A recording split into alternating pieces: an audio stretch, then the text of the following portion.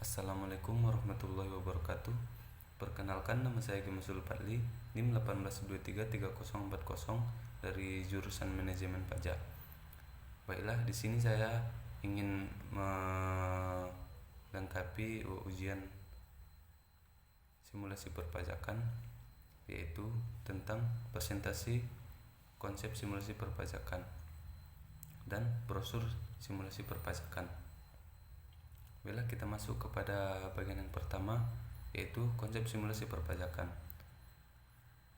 Pengertian sosialisasi perpajakan. Sosialisasi perpajakan adalah upaya yang dilakukan oleh Dirjen Pajak untuk memberikan sebuah pengetahuan kepada masyarakat dan khususnya wajib pajak agar mengetahui tentang segala hal mengenai perpajakan, baik peraturan maupun tata cara perpajakan melalui metode-metode yang tepat. Sosialisasi tidak hanya dapat meningkatkan pengetahuan tentang pajak yang nantinya dapat berdampak pada peningkatan kesadaran wajib pajak itu sendiri.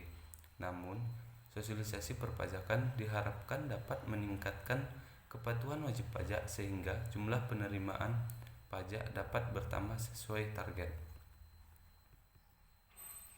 Lalu kita masuk kepada bagian yang kedua, yaitu bentuk sosialisasi perpajakan. Beragam bentuk sosialisasi bisa dikelompokkan berdasarkan metode penyampaian, segmentasi, maupun medianya. Yang pertama, berdasarkan metodenya. Penyampaiannya bisa melalui acara yang formal ataupun informal. Acara formal biasanya menggunakan format acara yang disusun sedemikian rupa secara resmi. Acara informal biasanya menggunakan format acara yang lebih santai dan tidak resmi. Selanjutnya, berdasarkan segmentasi. Bisa membaginya untuk kelompok umur tertentu, kelompok pelajar dan mahasiswa, kelompok pengusaha tertentu, kelompok profesi tertentu, dan kelompok ormas tertentu.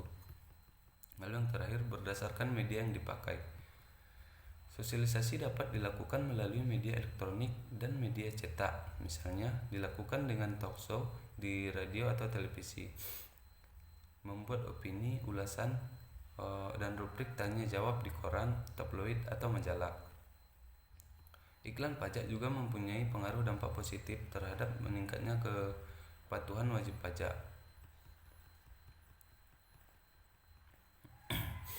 Lalu kita masuk kepada sosialisasi perpajakan, strategi sosialisasi perpajakan.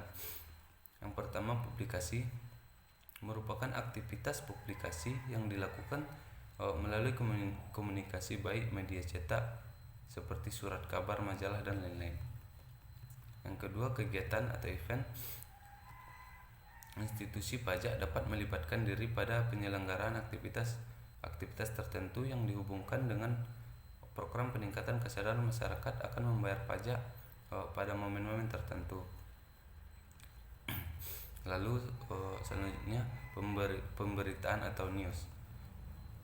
Pemberitaan dalam hal ini mempunyai pengertian khusus, yaitu menjadi bahan berita dalam arti positif sehingga menjadi sarana promosi yang efektif. Lalu selanjutnya, keterlibatan komunitas. Melibatkan komunitas pada dasarnya adalah untuk mendekatkan institusi pajak dengan masyarakat, di mana iklim budaya Indonesia masih menghendaki adat ketimuran.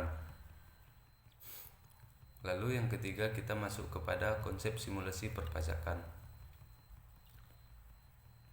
Proses sosialisasi perpajakan diharapkan berdampak pada pengetahuan perpajakan masyarakat secara positif, sehingga dapat juga meningkatkan jumlah wajib pajak, meningkatkan kepatuhan wajib pajak, yang pada akhirnya meningkatkan penerimaan negara dari sektor pajak.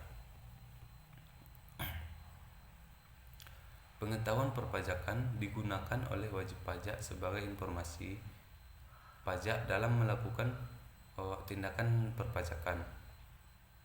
Semakin tinggi pengetahuan dalam pemahaman wajib pajak, maka wajib pajak dapat menentukan perilaku dengan baik dan sesuai dengan ketentuan perpajakan.